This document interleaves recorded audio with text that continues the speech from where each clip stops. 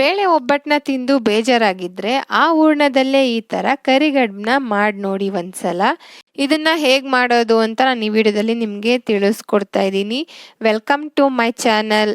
ಕರಿಗಡುಬನ್ನ ಮಾಡೋಕ್ಕೆ ಇಲ್ಲಿ ನಾನು ಮೈದಾ ಹಿಟ್ಟನ್ನ ಕಲಿಸ್ಕೊಂಡು ಇಟ್ಕೊಂಡಿರುವಂತಹದ್ದು. ನೋಡಿ, ಚಪಾತಿ ಹಿಟ್ಟಿನ ಅದಕ್ಕೆ ಇದ್ದರೆ ಸಾಕು. ನೀವು ಗೋಧಿ ಹಿಟ್ಟಲ್ಲೂ ಸಹ ಮಾಡ್ಬೋದು, ಚೆನ್ನಾಗಿ ಬರುತ್ತೆ. ಗೋಧಿ ಹಿಟ್ಟಲ್ಲೂ ಬರುತ್ತೆ, ಮೈದಾ ಹಿಟ್ಟಲ್ಲೂ ಬರುತ್ತೆ, ಅದು ನಿಮ್ಮ ಆಪ್ಷನ್ನು. ನಾನು ಮಾಡ್ತಾ ಇರೋದು ಮೈದಾ ಹಿಟ್ಟಲ್ಲಿ. ನೋಡಿ, ಈ ಥರ ಕಲಿಸ್ಕೊಂಡು 1-1/4 ಗಂಟೆ ಬಿಟ್ಟಿದ್ದೀನಿ. ಚಪಾತಿ ಹಿಟ್ಟಿನ ಅದಕ್ಕೆ ಇರಬೇಕು. ಇದನ್ನ ಸ್ವಲ್ಪ ತಗೊಂಡು ನಾದ್ಕೊತಾ ಇರುವಂತಹದ್ದು. ನಾದ್ಕೊಂಡ್ಮೇಲೆ ಈ ಥರ ಚಿಕ್ಕ ಚಿಕ್ಕ ಉಂಡೆಗಳಾಗಿ ಹಾಕ್ಕೊತಾ ಇದ್ದೀವಿ. ತುಂಬ ದಪ್ಪ ಉಂಡೆ ಹಾಕಬೇಡಿ, ಸ್ವಲ್ಪ ಮೀಡಿಯಂ ಪೂರಿ ಸೈಜಲ್ಲಿ ಇದ್ದರೆ ಸಾಕು. ಪೂರಿಗೆ ಹಾಕ್ಕೋತೀವಲ್ಲ ಆ ಥರ ಉಂಡೆ ಇದ್ದರೆ ಸಾಕು. ಇದನ್ನ ಪೂರಿ ಸೈಜ್ಗೆ ಲಟ್ಟಿಸ್ಕೊತಾ ಇದ್ದೀವಿ. ಸ್ವಲ್ಪ ಮೈದಾ ಹಿಟ್ಟು ಹಾಕೊಳ್ಳಿ, ಅವಾಗ ಅಂಟ್ಕೊಳ್ಳಲ್ಲ, ಇಲ್ಲಾಂದರೆ ಅಂಟುತ್ತೆ. ಕರಿಗಡುಬನ್ನ ಮಾಡೋಕ್ಕೆ ಈ ಥರ designs, varieties colours, varieties designs ಸಿಗ್ತವೆ. ಕರಿಗಡುಬನ್ನ ಮಾಡೋಕೆ ಮುಂಚೆ ನೋಡಿ, ಈ ಥರ ಸುತ್ತಲೂ ಫಸ್ಟು ಆಯಿಲ್ ಹಚ್ಚಬೇಕು. ಯಾಕೆ ಅಂದರೆ ಆಯಿಲ್ ಹಚ್ಚಿಲ್ಲ ಅಂದರೆ ನಾವು ಪೂರಿ ಸೈಜಲ್ಲಿ ಹೊಸ್ಕೊಂಡಿರ್ತೀವಲ್ಲ, ಅದು ನಮಗೆ ಇದಕ್ಕೆ ಅಂಟ್ಕೊಳ್ಳುತ್ತೆ, ಬಿಟ್ಕೊಳಲ್ಲ. ಹಾಗಾಗಿ ಸ್ವಲ್ಪ ಸುತ್ತಲೂ ಇದಕ್ಕೆ ಆಯಿಲ್ನ ಸವರಿ. ನೋಡಿ, ಈ ಥರ ಪೂರಿನ ಹೊಸ್ಕೊಂಡಿರ್ತೀವಲ್ಲ ನಾವು, ಈ ಥರ ಹಾಳೆನ ಇದನ್ನು ಇದ್ರ ಮೇಲೆ ಈ ಥರ ಹಾಕಬೇಕು.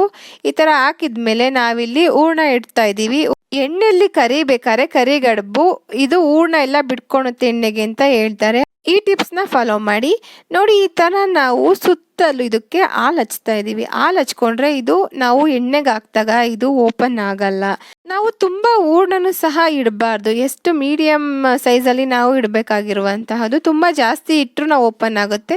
ನೋಡಿ, ಈ ಥರ ಹಾಲು ಹಚ್ಚಿದ ಮೇಲೆ ಈ ಥರ ಪ್ರೆಸ್ ಮಾಡಿಕೊಂಡು ಎಕ್ಸ್ಟ್ರಾ ಇರುವಂತಹದ್ದನ್ನು ನಾವಿಲ್ಲಿ ಈ ಥರ ತಕ್ಕೋಬೇಕು. ನೋಡಿ, ಈ ಥರ ಟೈಟಾಗಿ ಪ್ರೆಸ್ ಮಾಡಿಕೊಂಡು ಸುತ್ತಲೂ ಎಕ್ಸ್ಟ್ರಾ ಏನಿದೆ ಅದನ್ನೆಲ್ಲ ಈ ಥರ ತಕ್ಕೊಬೇಕು. ತಕ್ಕೊಂಡಾದ್ಮೇಲೆ ಈ ಥರ ಒಂದ್ಸರಿ ಪ್ರೆಸ್ ಮಾಡಿದ್ರೆ ನೋಡಿ, ಈಗ ಓಪನ್ ಮಾಡಿದ್ರೆ ನೋಡಿ, ಈಗ ಓಪನ್ ಆದರೆ ಎಷ್ಟು ಚೆನ್ನಾಗಿ ಬರುತ್ತೆ. ಅದಕ್ಕೆ ಇಟ್ಕೊಳಲ್ಲ, ಯಾಕೆಂದರೆ ನಾವು ಆಯಿಲ್ ಹಚ್ಚಿರ್ತೀವಲ್ಲ, ಹಾಗಾಗಿ ಇದಕ್ಕೆ ಅಂಟಿರಲ್ಲ. ಇದು ನೋಡ್ತಾ ಇರ್ಬೋದು. ನೋಡಿ, ಎಷ್ಟು ಚೆನ್ನಾಗಿ ಬಂದಿದೆ. ಹೂರ್ಣ ಹೇಗೆ ಮಾಡೋದು ಅಂದರೆ ನಾವು ಒಬ್ಬಟ್ಟಿಗೆ ಯಾವ ರೀತಿ ಮಾಡ್ಕೋತೀವೋ ಅದೇ ರೀತಿ ಇರಬೇಕು ಹೂರ್ಣ. ಬೇಕು ಅಂದರೆ ನಾನು ಡಿಸ್ಕ್ರಿಪ್ಷನಲ್ಲಿ ಲಿಂಕ್ ಹಾಕಿರ್ತೀನಿ, ನೀವು ಹೋಗಿ ಚೆಕ್ ಮಾಡ್ಬೋದು. ಇದನ್ನು ಕರಿಗಡುಬು ಅಂತಲೂ ಕರೀತಾರೆ, ಕೆಲವೊಂದು ಕಡೆ ಹೂರ್ಣ ಗಡುಬು ಅಂತಲೂ ಸಹ ಕರೀತಾರೆ. ಯಾಕಂದರೆ ನಾವು ಇದಕ್ಕೆ ಹೂರ್ಣ ತುಂಬಿರ್ತೀವಲ್ಲ, ಹೂರ್ಣ ತುಂಬಿ ಮಾಡ್ತಿರೋದ್ರಿಂದ ಹೂರ್ಣ ಗಡುಬು ಅಂತಲೂ ಕರೀತಾರೆ. ಯಾರಾದರೂ ಫಸ್ಟ್ ಟೈಮ್ ನನ್ನ ವಿಡಿಯೋನ ನೋಡ್ತಾ ಇದ್ದೀರಾ ಅಂದರೆ ದಯವಿಟ್ಟು ಸಬ್ಸ್ಕ್ರೈಬ್ ಮಾಡಿಕೊಂಡು ನೋಡಿ. ಹಾಗೆ ಈ ವಿಡಿಯೋ ಇಷ್ಟ ಆದರೆ ದಯವಿಟ್ಟು ಲೈಕ್ ಮಾಡಿ, ಶೇರ್ ಮಾಡಿ, ಕಮೆಂಟ್ ಮಾಡಿ. ಇನ್ನುಳಿದವನು ಈ ಥರ ಮಾಡಿ ಇಟ್ಕೊಂಡಿದ್ದೀವಿ. ಇವಾಗ ನಾವು ಒಂದು ಬಾಣಲಿಗೆ ಎಣ್ಣೆ ಹಾಕಿ ಐ ಫ್ಲೇಮಲ್ಲೇ ಇಟ್ಕೊಂಡಿದ್ದೀವಿ. ಎಣ್ಣೆ ಬಿಸಿ ಆಗೋವರೆಗೂ, ಎಣ್ಣೆ ಕಾಯೋವರೆಗೂ ನಾವು ಐ ಫ್ಲೇಮಲ್ಲೇ ಇಡಬೇಕು.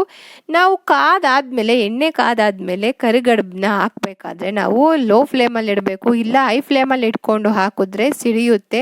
ಇವಾಗ ಎಣ್ಣೆ ಕಾದಿದೆ, ನಾವು ತಗೊಂಡಿರುವಂಥ ಕರಿಗಡುಬನ್ನ ಒಂದೊಂದೇ ಈ ಥರ ಹಾಕ್ಕೋಬೇಕು ಎಣ್ಣೆಗೆ.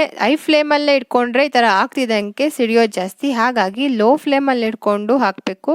ಲೋ ಫ್ಲೇಮಲ್ಲಿ ಇಟ್ಕೊಂಡು ಕರಿಗಡುಬನ್ನ ಹಾಕಾದ್ಮೇಲೆ ನಾವು ಇದನ್ನು ಮೀಡಿಯಂ ಫ್ಲೇಮ್ಗೆ ಇಡಬೇಕು. ಯಾಕೆಂದರೆ ಅದು ಬೇಯಬೇಕು. ತುಂಬ ಐ ಫ್ಲೇಮ್ಗಿಟ್ರೆ ಸೀದ್ಬಿಡುತ್ತೆ, ಒಳಗಡೆ ಬೆಂದಿರಲ್ಲ. ಹಾಗಾಗಿ ಮೀಡಿಯಂ ಫ್ಲೇಮಲ್ಲೇ ಇದನ್ನು ಬೇಯಿಸಬೇಕು. ನೋಡಿ, ಈ ಥರ ಕೈ ಆಡಿಸ್ತಾ ಇರಬೇಕು.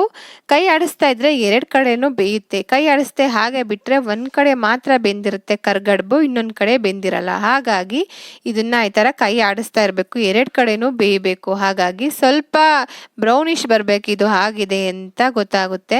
ಒಂದೊಂದನ್ನೇ ಈ ಥರ ತಿರುವಾಕ್ತಾ ಇರಬೇಕು. ತಿರುವಾಕಿದ್ರೆ ಎರಡು ಕಡೆನೂ ಬೇಯ್ತವೆ. ಹಾಗೆ ನಾವು ಹಾಕ್ಬಿಟ್ಟು ಹಾಗೆ ಬಿಟ್ಟರೆ ಒಂದು ಸೈಡ್ ಮಾತ್ರ ಬೆಂದಿರುತ್ತೆ, ಇನ್ನೊಂದು ಸೈಡ್ ಬೆಂದಿರಲ್ಲ.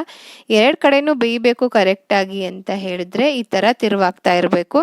ನೋಡಿ, ಇವಾಗ ಒಂದು ಕಡೆ ಬ್ರೌನಿಷ್ ಬಂದಿದೆ, ಅದೇ ಥರ ಇನ್ನೊಂದು ಕಡೆನೂ ಸಹ ಬರಬೇಕು. ನೋಡಿ, ಕಾಣಿಸ್ತಾ ಇದೆನಲ್ಲ, ಒಂದು ಕಡೆ ಅಷ್ಟೇ ಬಂದಿದೆ, ಇನ್ನೊಂದು ಕಡೆನೂ ಬರಬೇಕು ಬ್ರೌನಿಷು. ಬೇಯ್ತಾ ಇದೆ ನಿಧಾನಕ್ಕೆ. ಎಲ್ಲದನ್ನು ಒಂದೊಂದನ್ನೇ ಈ ಥರ ಕೈ ಆಡಿಸ್ತಾ ಇರಬೇಕು, ಹಾಗೆ ಬಿಡಬಾರ್ದು. ಎರಡು ಸೈಡು ಬ್ರೌನಿಷ್ ಆಗಿದೆ, ಒಂದೊಂದನ್ನೇ ಈ ಥರ ತಿರುವಾಗ್ತಾ ಇರಬೇಕು. ಎರಡು ಸೈಡು ಬ್ರೌನಿಷ್ ಬಂದಿದೆನಾ ಹೇಗೆ ಅಂತ ಚೆಕ್ ಮಾಡ್ತಾ ಇರಬೇಕು.